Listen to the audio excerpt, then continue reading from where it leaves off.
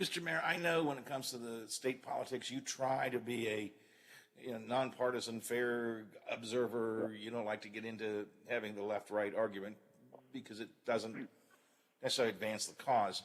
But I don't have a problem with that.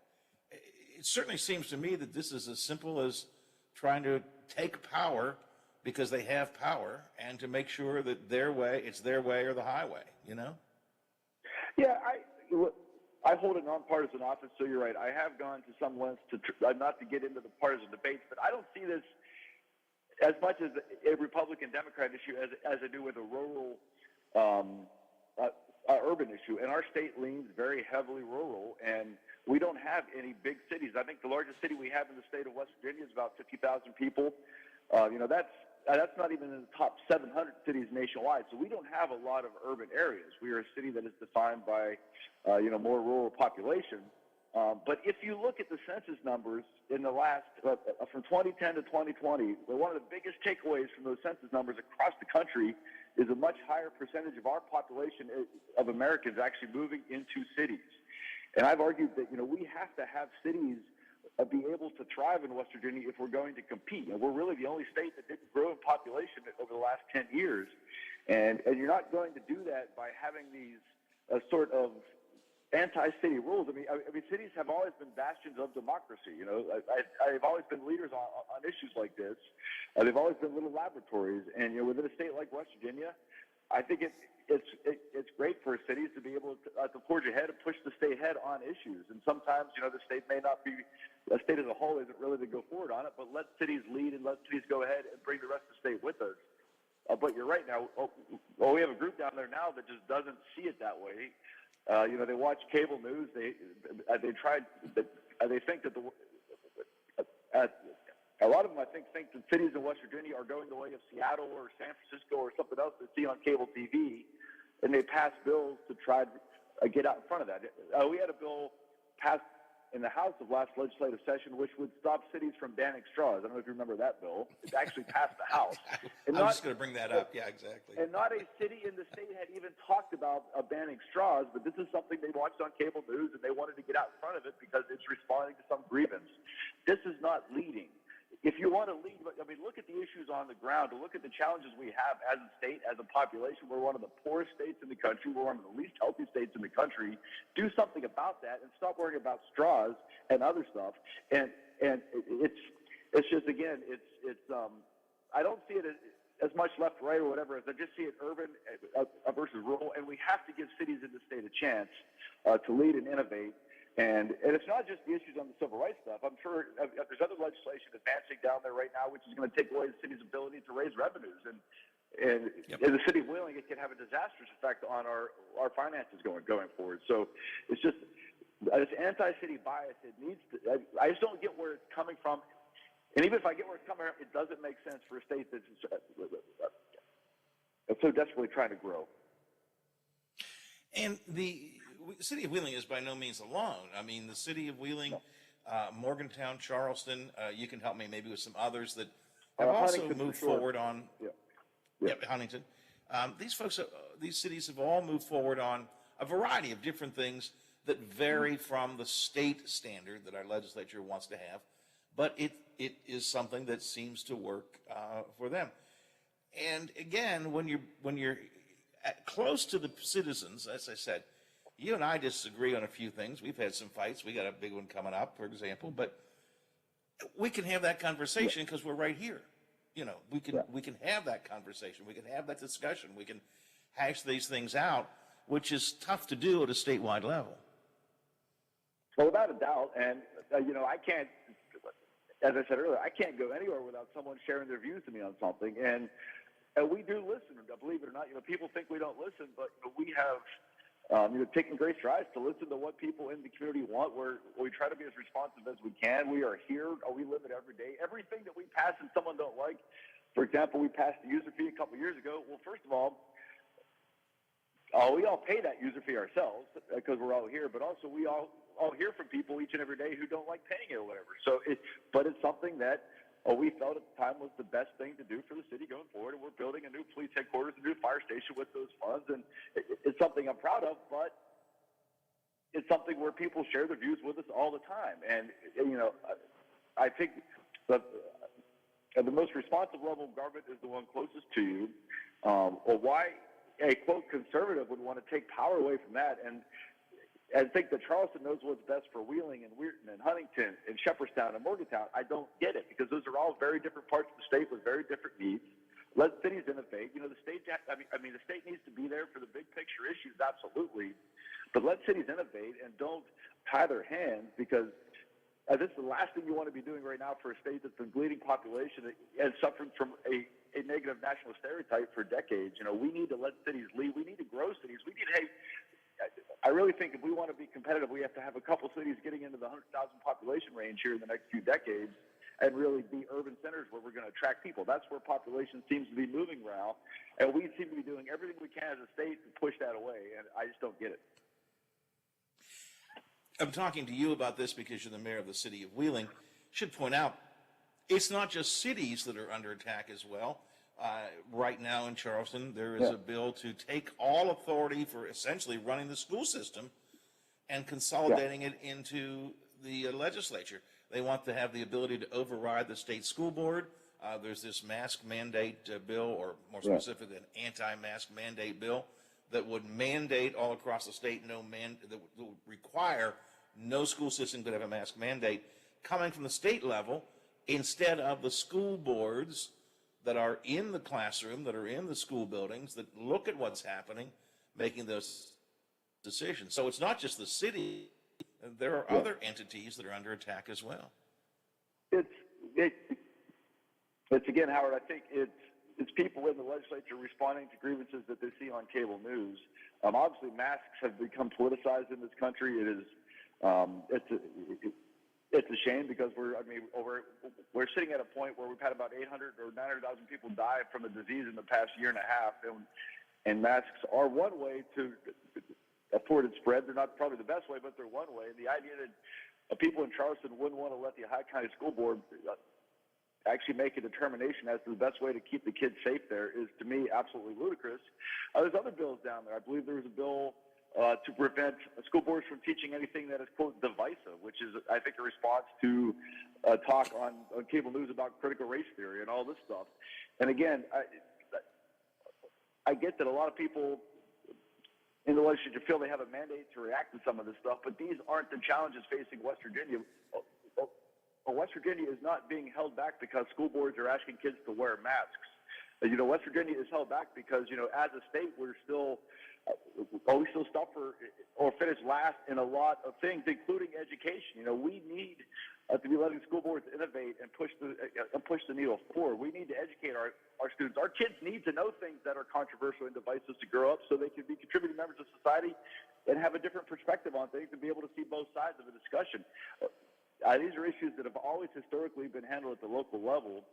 And I'm not on the school board, but I talk to members of the school board all the time, and I don't think they appreciate being told from Charleston what's best for the students of Ohio County any more than the cities here appreciate the same thing from the legislature. Let local bodies of government do what they've historically been able to do. I think we're lucky in Ohio County to have an excellent school system, probably the best in the state. Why we would want to say that Charleston knows better how to run our school system, I don't know. And again, I'm not going to be down there lobbying at the legislative session this year because I have my wife's due any day now, but all of the members of council are going down this week to make the case down there. And, in the House is where I think a lot of these bills have a good chance of going forward and getting passed. I think there's a better chance in the Senate to maybe put the brakes on some of them. Senator Ryan Wells, in the leadership down there, we've talked to him a lot, and, he knows where the city stands on a lot of stuff. He's been a big ally in these regards. So I know we're working as hard as we can with officials from the state municipal league to push back on some of these things. But I do expect, it's going to get worse before it gets better here. We'll see how the next month and a half plays out. But, I'm not very optimistic that these bills are going to get stopped in the House, because I think last year we saw a lot of them actually didn't make it through the House. It was the Senate where they got stopped. Well, and unfortunately, for whatever reason, this legislative session seems to be galloping at a pretty fast pace. They're trying to get some things done here very quickly. The usual vetting isn't getting done, I don't think, as thoroughly as it used to be. That economic development package that was approved early on, turns out the WFE report didn't really have all the details when they came out for it. You know, we're moving very quickly. That's what the legislature wants to do. And when you do that, things at best slip through the cracks, at worst are hidden so they don't get seen. And I worry about that. This to me has been, and I know that, as you said, you've got, personal things on your mind, like, soon to be a dad. But this is a very weird session to me of the legislature. I mean, do you get that sense? I sort of, really the last couple legislative sessions have been, unfortunately, it's the fact that, here in Wheeling and other cities have spent almost the entirety of time of the legislative session on defense. And instead of being asked by the legislature, what can we do in Charleston to help you guys at the city level innovate and take it to the next level, all we end up doing each legislative session is trying to stop bills that would take power away from cities. Last year there was a bill that made it pretty far that would have taken away all the city user fees across the state. And this would have come at a time after we had just sold bonds based on future user fee incomes to build new police and fire headquarters and to do infrastructure projects. They wanted to take away that user fee without any other alternative funding source. This year, there's legislation to tell every city that has a B&O tax, you have to choose either have the B&O tax or the sales tax, but you can't have both. We just sold bonds based on sales tax revenues to build a park structure. So they take away these taxes from us. It's going to cause cities to default on existing obligations. And the idea that we're spending time now playing defense when we should be strategizing as a state. How can we grow? How can we attract the population that for so many years has been leaving us? It's so frustrating and it's discouraging. I want to work with the members of the state legislature on things that we all work together on. I do think there's been some good economic development initiatives coming out of Charleston, but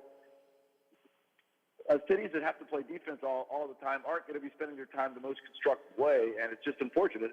This is really the fourth or fifth session where a lot of this stuff has been coming at us. Last year, this time last year was probably the worst, but I expect this session to be even worse than that. And it's just unfortunate because it's not a great use of the city's time to be playing defense when we should be playing offense. And the fact that the legislators don't look at what the impact of these decisions would be on the cities. Your point, okay, let's say the legislature feels strongly that there shouldn't be user fees. Okay, that's what they feel. But we have one. And as you point out, and we're bonding out based on user fees and based on the revenue that we have and so on. So do they stop and say, if we put this in effect, what's it mean to these cities? What is it? What's the actual practical fiscal impact? And I don't think they consider that at all. Last year, with respect to the user fee legislation, it did come up as an amendment, but it clearly wasn't thought about by the person advocating it, or the person advocating it didn't care about it when it was first introduced and discussed. But the fact of the matter is, cities in West Virginia already have, compared to our counterparts in Ohio and Pennsylvania, just about every other state, our cities' hands are tied when it comes to raising revenue. You go across the Ohio River and cities can have a 1% income tax.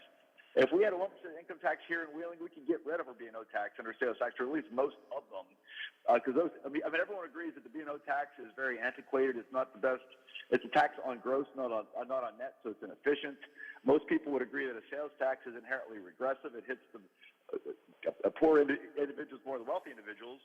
An income tax, I think we all agree, as a country, is the fairest way to raise revenues. A 1% income tax in the state of West Virginia would make a lot of these issues go away, but we're not allowed under West Virginia state law. In fact, we are tied to these very antiquated ways of raising revenues by our state legislature in the first place. If they gave cities more options to raise revenues and said you can't raise more than X, I guarantee you a lot of cities would get rid of the B&O tax because no business owner likes it. I've yet to meet anyone who likes the B&O tax, but if we just get rid of it tomorrow, it's a third of our budget. So what do you replace that with? We're already limited to a 1% sales tax. We can't cities can't go any higher than 1%, and I think that's a good thing because, like I said, sales tax hits poorest people the worst. But we need other ways to raise revenues that aren't as regressive. Even the user fee is not an ideal to raise taxes. It's a regressive tax as well. It's a flat fee tax for everybody. Give us more tools to raise revenues, and we will get rid of these inefficient taxes that you don't like. But there's a reason that every state in the city has these taxes. It's because that's the only ones that are authorized by state code. And are they not, or have they not looked at revising the home rule that allows some of the taxes you already are using to be taken away?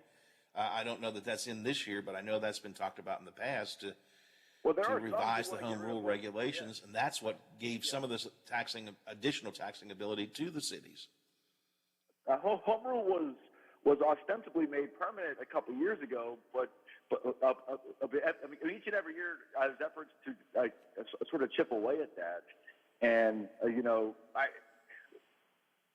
I just don't get the idea that Charleston telling cities with very different economic income streams what's best for them is the best way to do business. There are some cities where the B&O tax is actually quite efficient, or it actually.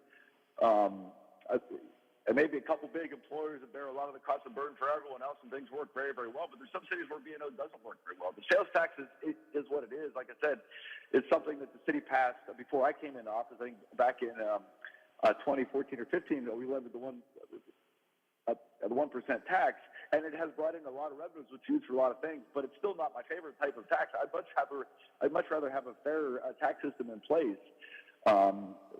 I will say that the State Municipal League did hire John Deskins from WU to do an economic analysis of municipal finance across the state and to propose to the legislature ways to reform the tax systems that are available to cities.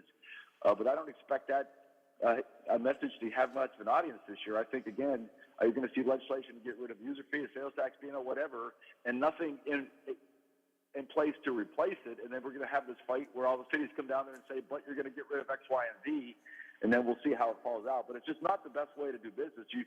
I know one from Charleston has reached out to me and said, Mayor Elliott, what does Wheeling need from a tax system to be more efficient? Because I would have told them if they had. But no one's reached out to me at all and said this. And, that's what we should be doing right now, not legislating this one-size-fits-all approach just because, it checks some box for some legislative scorecard you're trying to keep. All I ask is that people in the legislature think of what's going to make our state more competitive going forward, and what's going to set us back. And if people don't like the taxes we levy here in Wheeling, and they can certainly move outside city limits. You can move to other cities within the state and let the cities fight for that population. But at the end of the day, people are moving into cities across the country. Morgantown, I think, was really the only part of the state that saw any significant population growth. It arguably has one of the more, I call it left, right, whatever, liberal city councils in the state, but it's growing in population. So, let Morgantown compete for population the way it wants to. Let Shepherdstown, let Huntington, let Charleston, and let Wheeling do what we think is best, and let the chips fall where they may. We don't need a one-size-fits-all approach on these things. These are issues. Every city has a different type of economy, and they should be able to structure their tax system to what works most fairly and efficiently. Mr. Mayor, last quick question, a practical question. Do our local legislators, with whom I assume you talk on a fairly regular basis, do they have the clout that we need to get some stuff done in Charleston?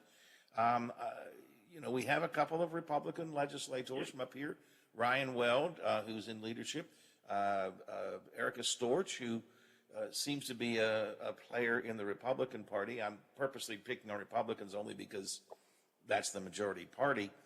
Do we have the political clout that we need to get things done?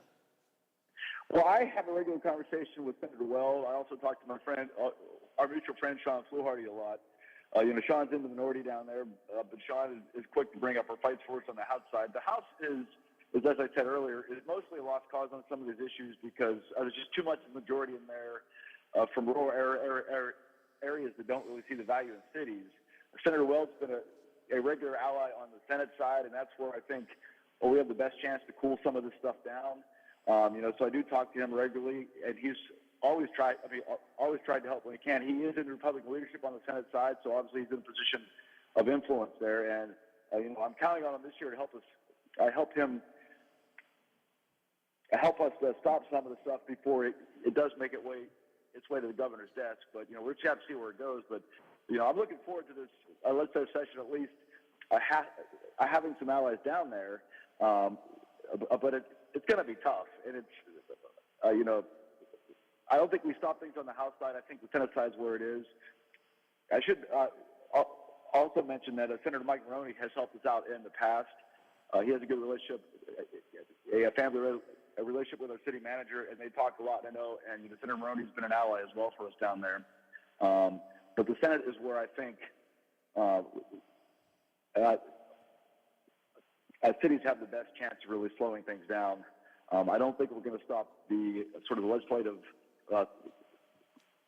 push the House is going to have, and we'll see where it falls. But I will be on the phone with folks down there. Like I said, members of council are going down this week, and they're going to be I think they're getting down there today to do a lot of the lobbying as well. So it's going to be a busy session. I'm sure you'll have a lot to talk about, and I'll have a lot to vent about as well. But we'll see where we go. Mr. Mayor, I appreciate your time today. Your wife literally is within days of giving birth. Is that correct? Was that She's at 39 weeks. You gave to us, or are you? She's at 39 weeks today and is ready to go, but the baby is just being a little stubborn. He's not quite ready. So, but if you asked her, she would be quite fine if he came today. But yeah, I think she has a checkup tomorrow to see where we're at. But we're anxious. We've been getting the place ready, and doing our part to grow Wheeling's population, as I like to say. Hey, one by one by one. That's the way we do it. One by one. One last question. Yeah. One last question. Will you change diapers? Oh, absolutely. It's going to be a very equally shared task. I mean, I can't do all the stuff, but yeah. I'm really looking forward to it. A lot of my friends have kids who are already in college, so I'm a little late getting to this point in life, but I'm really looking forward to it. We're both thrilled and excited, and I'm really looking forward to this new chapter in our lives. Yeah, great. Good luck to both of you, Mr. Mayor. Appreciate your time today. Thanks so much. We'll talk again in the near future. Hey, thank you, Howard. I appreciate it. Thanks. All right. Wheeling Mayor Glenn Elliott checking in this morning here on the Watchdog Morning Show. I wasn't sure. Biff, I asked him to come on over the weekend. I said, I want to get into this business of the legislature trying to take away the authority of cities and school boards and so on. And I wasn't quite sure. I knew the mayor would be opposed to it, but I didn't know what he might bring to the conversation. But clearly, this is a big issue in his mind. I mean, clearly, he's concerned about this. And you heard that in the last, well, I didn't plan for a half-hour conversation, but we heard the last half-hour conversation. He's clearly very concerned about this kind of stuff.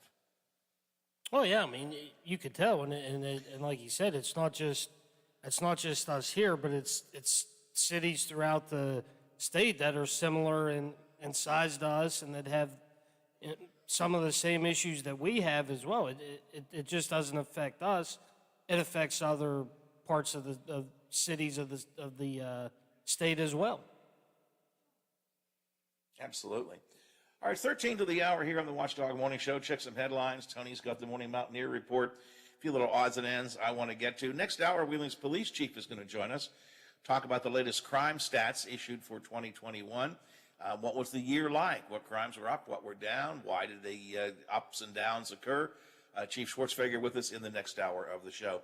It is 16 degrees at the airport, 14 here at my home studios, 14 at the Robinson Auto Group Studios, downtown Wheeling, in the heart of the Ohio Valley. 8:48 on the Watchdog Morning Show. Now it's time for your local news headlines from 7 News at WTR.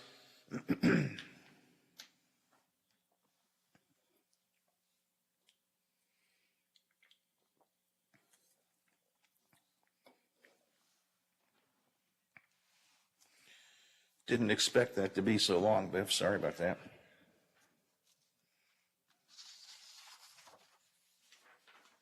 Okay. I'm going to get some more coffee. Oh, I haven't. Where's my cup? I lost my cup. Oh, my. I forget some more coffee. I'll be back in a minute. All right.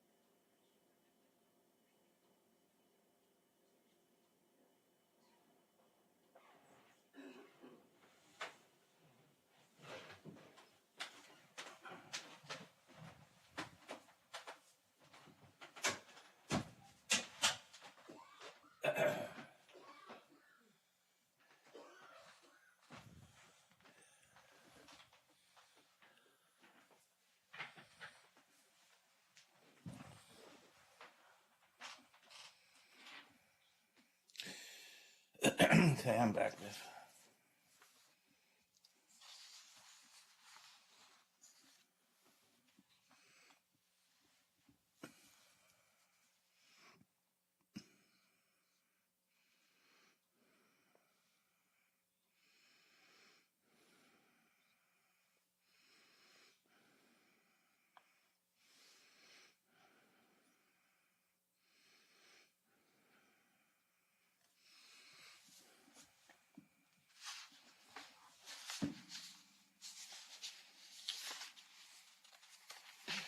After I do a FanDuel spot, I'll probably do COVID, Biff.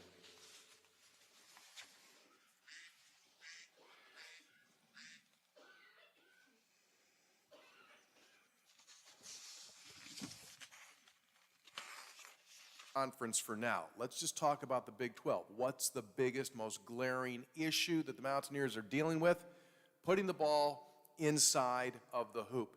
This is painful to look at. West Virginia is shooting 37% from the field. 37%.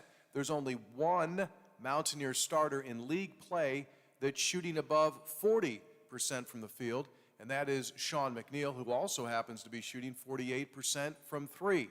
When it comes to assists and turnovers, West Virginia, 51 assists, but 84 turnovers to lead the Big 12. Putting the ball into the hoop and holding on to the ball.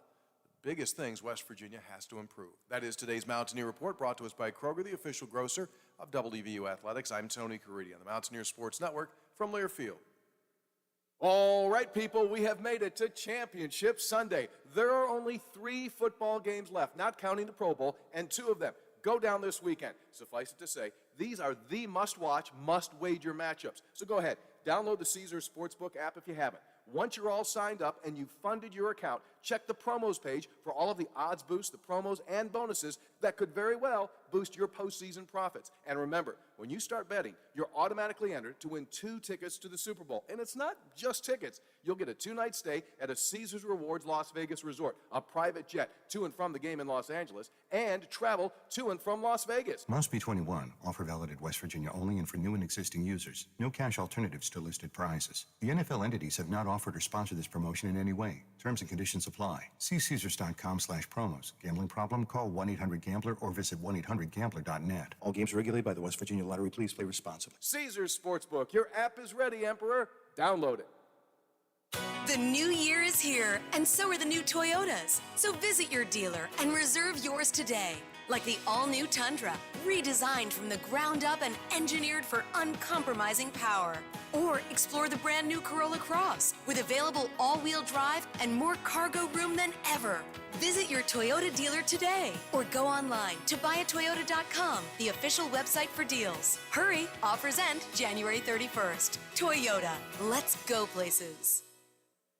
Are you or your loved ones facing a serious legal battle? The law office of Paul Harris wants you to know you aren't alone. Do you need someone that's not afraid to go to trial and fight for your rights? Attorney Paul Harris and his team are willing to go where most firms are not. The courtroom. With a successful track record in civil litigation, criminal defense, including tax issues and healthcare fraud, Harris Law Office will fight for their clients by offering the most aggressive representation in and out of court. Call Paul Harris at Harris Law Office for a free consultation. 304-232-5300. Are you traveling? Working a little bit too much? Is your fur baby starting to get a little shaggy? Let Dirty Paws be your one-stop shop for all of your pet care needs. Stop in and see us at 202 18th Street or give us a call at 304-639-7754 to schedule your appointments for dog grooming, doggy daycare, and dog boarding today. Introducing our new redesigned 7 News app. Our new app features a sleek, modern design, an easy-to-navigate home screen with quick access to local news content and a localized weather forecast. Subscribing to notifications is easier, and with one tap, you have access to recent push notifications. There are more ways to watch and find video. To get the new WTRF 7 News app, just update the latest version or download the WTRF 7 News app in your Apple or Google Play Store by searching WTRF. Give your bathroom a makeover and save big money on everything now at Menards. Add the finishing touch to your bathroom project with towel bars, paper holders, robe hooks, and towel rings from Delta. With over 22 collections to choose from, find something to complement any decor. Right now, all Delta bath accessories are on sale. During Menards, more bang for your buck sale. Prices are good through February 6th. Save big money at Menards. You're never more than 30 minutes away from local and regional news with ABC News every hour. Plus coverage from Ohio, West Virginia, and WTRF TV at 1:30 here on the Watchdog. Broadcasting from the Ohio Valley, talking about the Ohio Valley. We're live and local. This is the Watchdog Morning Show with Howard Monroe. You know, we talked a good bit last hour about the playoff games over the weekend. They were tremendous games, that's for sure. 4 games, all right down to the wire. Really, really some good stuff. And, you know, the playoffs are now in full gear. And everyone can get in on the betting action with a risk-free bet on our friends at FanDuel Sportsbook. Doesn't matter if you're new to FanDuel or if you already have an account. All customers get up to $10 back if your same-game parlay doesn't win. I said doesn't win. If it wins, of course you win, and you get money back. But if your same-game parlay doesn't win, you can get up to $10 back. Same-game parlays let you combine multiple bets. Different, you know, you can bet the money line, the over-under, the point spread, player stats, some of the prop bets. Decide kind of what you want to put into your same-game parlay. Place your bet. And if you lose, you'll still get $10 back from our friends at FanDuel. Now, if you already have an account, just place your risk-free same-game parlay on any playoff game to qualify. New customers who join with the promo code Monroe, my name Monroe, get your bet risk-free. Plus, if it's your first time betting with FanDuel, you can enjoy 30-1 odds on any team in the divisional round to win after you use my name, Monroe, in the promo code box. So that means you could turn a $5 bet into a $150 win. FanDuel is an official sports betting partner of the NFL. Always need to remind you, you must be 21 years of age or older. You must be physically present in West Virginia. The bonus issued as a non-withdrawable site credit. It expires in 7 days, so you have 7 days to use it again. The maximum bonus is $10 Restrictions do apply. Find out more by going to sportsbook.fanduel.com. Got a gambling problem? Visit 1-800-GAMBLER.net. FanDuel Sportsbook, more ways to win. 9 o'clock, ABC covers the world next. A few items out of the legislature in Charleston to talk about and more. And then we'll talk about crime in the city of Wheeling. Police chief is in to talk about the statistics from last year. It's all coming up here on the Monday edition of the Watchdog Morning Show.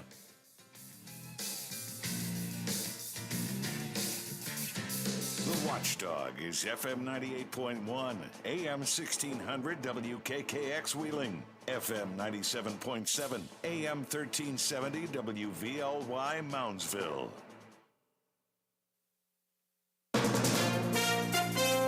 Bum, bum, bum, bum.